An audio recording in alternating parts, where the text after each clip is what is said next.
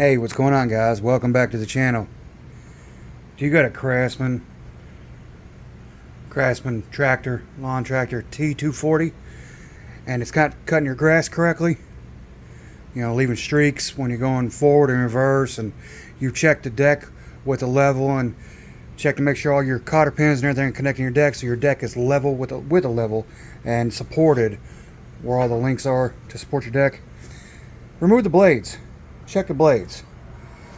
And that doesn't mean, you know, check them, see if they wobble. No, because, you know, they're not perfect. Newer blades, especially mulching blades, this customer brought us this mower, they're not made perfectly flat. They're made to have lifted edges on it for help mulching the grass. So but here's the two blades right here. This customer's mower, they brought it to us. And there you go. There's the problem right there. That's it. When you put them together, you know, like I said, they're not made to sit perfectly flat. Of course, they could be both slightly bent. We got the new ones on order. However, this one, clearly you can see the obvious problem. There's one on the right, there's one on the left. And so when it's cutting, it's making a giant, the customer stated that it's making a giant streak mark where it's notching down into the, you know, grass, and I guess the roots of his grass, I guess it cuts it short.